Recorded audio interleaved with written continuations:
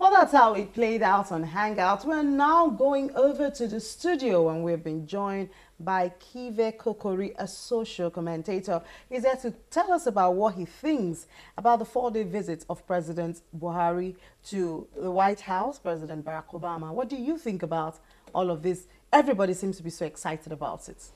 Yeah, I think everybody has a good reason to be excited because I think it's been a while that we had a Nigerian president after Obasanjo, obviously, that would go out of the country and have such a welcome.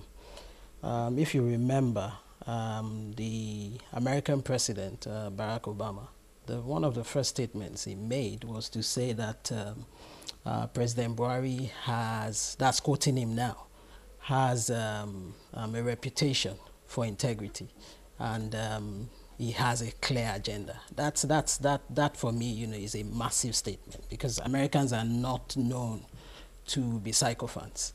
So I would say it's a successful visit, but maybe not completely successful as much as I want it to be. What makes you say it's not completely successful? One of the reasons why I would say it's not completely successful is because one of the major reasons why President Buhari went to the US is actually to look for situations or solutions to Boko Haram problems. And that means it would actually require the American government to give assistance.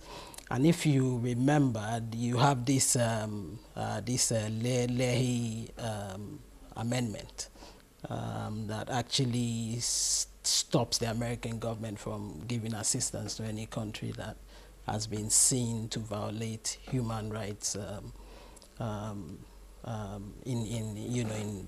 the country or in war situations. And if you remember, the Amnesty International has already indicted Nigeria, or maybe it's an accusation, to say, there were human rights abuses, during the Boko Haram, the military onslaught. So with that, obviously, the American government is not allowed to actually sell military hardware to Nigeria. That has been the case even from the Jonathan government. And I would expect that part of the reasons why Buhari would have gone there is to actually get the American government to start selling arms and ammunition and military hardware to Nigeria. But unfortunately, I don't think he got that because he actually mentioned it, after the So what was the excitement about then? The excitement is just the fact that if you think about it, America is the world leader. Nobody can take that away. So if America gives respect to a country, that's huge, especially since Nigeria has gone through years of bad leadership, especially during the 4 or 5 years of former President Jonathan. We were like, Nigerians didn't have that pride to see their president go out of the country and is respected. Because, even Americans, in the various reports that have been edited or produced out of that visit or on the visit, even the Americans have come to tell Nigerians, do not think or expect that your problems will be over because you have met with President Obama. So, at the end of the day, is it just the respect or from the United States, or is it about some concrete things that will touch the lives of Nigerians? It's not just the respect. Think about it. One of the major thrusts of the Buhari administration, and one of the things that actually got people excited about change, is the anti-corruption posture of Buhari. And in terms of corruption in Nigeria, which has eaten so deep and was worse during the last 4 or 5 years. If you remember, Buhari even said some ministers were actually selling crude. You understand? So if you need to fight corruption, the major winner, if you want to fight corruption, is to actually get some of those funds that are stolen to be returned. And you can't hide away from the fact that America is the major player when it comes to international financial transactions. So if America says, yes, we're going to support this, repatriation of stolen funds, then that means that, that's a huge thing for the country. Because they can actually trace most of these funds. And remember, Buhari had a meeting with the American Attorney General. even though we don't know exactly the content of the meeting. But I'm sure, we know? Well, I guess there are snippets of it. And I'm sure that, it's for them to give out information on some of those monies and where they've gone to. Because they need to be able to trace those monies. Okay, I mean, before we start getting excited about refunding looted funds, if you remember the Abacha fund that we had started tracing from how many years, it's just about now that we're beginning to have hope that it's coming. So if we are beginning this process now, do we know when we will really get the funds? You need to be honest, right? One of the major problems we've had in Nigeria over time is the lack of sincerity of our leaders, right? I am so excited for the kind of person President Buhari is. If the leader of the country, the president of the country, has a posture and a body language of anti-corruption, the world will support them.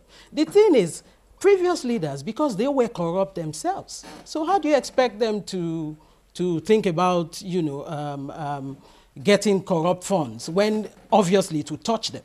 This man, if you look at him, I'm not trying to hold brief for him, but from his antecedents, there's never been any case of corruption that has been pinned down to him. So that's a different leadership. And that's new, and I'm so excited about that. So the issue is, we as Nigerians, we need to now monitor some of these things. When these funds are being repatriated, we need to monitor them and know what they are used for, so that they don't go into private pockets. When it is repatriated, because like we said, it might take a very long time. Yes, it would, obviously. Okay. But at least let them start the process. All right, so the other side of the discussion is, they say there's no free lunch even in Freetown. Yeah. So what price is Nigeria going to pay for all of this help that the United States has promised? I know a lot of people have thought about, nothing goes for nothing, right? Obviously, nothing goes for nothing, but I expect the Nigerian government to have Nigeria as their country, and they should love Nigeria. So they should not accept or agree to anything that would be tantamount to the betterment of Nigeria. That's what I expect from a Nigerian president and a government. So I would want to believe that President Buhari would not actually accept anything that would not be good for Nigeria. Top on the list being the gay law, for example, which was what everybody has always been like, please don't. And good enough, from what I heard, he actually said categorical no to that, even if, whether it was discussed or not, nobody, actually said that openly. But I don't see any Nigerian leader at this point who come out and say he supports gay law. That would be the end of that government. That's what I believe. Okay, so we're still keeping our fingers crossed to see the fruits of the 4-day visit to the United States. Hopefully we will. Okay. All right, thank you so much, Mr. Kokore, for being a part of the program. Thank you for having me. So we'll go on another break, and when we return, we'll check out your messages on our social media platforms and also see the top 5 most viewed videos in the past week.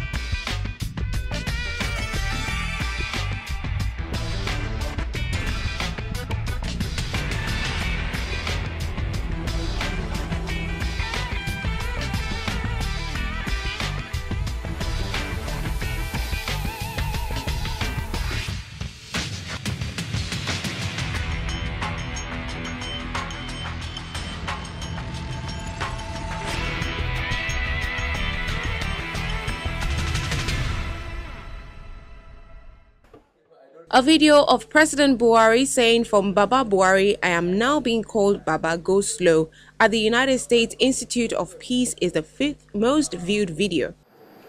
And I even told the audience yesterday, already in Nigeria they started calling me from Baba Buhari, which means Father Buhari, to Baba Go Slow. Like I'm too slow. Again, a Channels TV report following President Muhammadu Buhari's trip to the United States for talks with his American counterpart, Barack Obama, is the 4th most viewed video.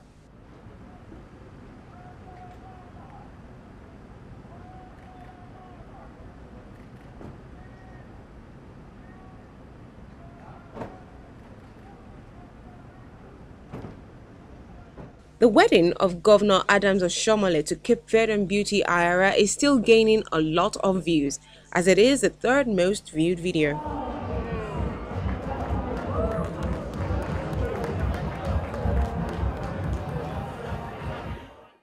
When lawmakers such as those in the Benue House of Assembly decide to spend time fighting rather than making laws, people will certainly watch.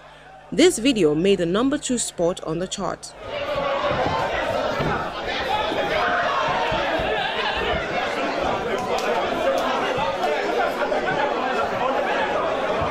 The video of a baby-making factory in Imo State is gaining more views, as it is the most viewed video in the past week.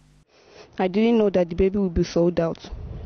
So on 24th of November 2013, I gave birth to a bouncing baby girl that was promised to be given 100,000 naira. Those were the comments you sent to our Facebook, Twitter and Google Plus pages, as well as the top 5 videos you watch on our YouTube channel. Well, Nigerians are waiting to see the results of the visit. Anxious, one would say, especially when it comes to security of the country. While we wait, you can talk to us. We'll be glad to hear from you. I am Amy Thompson.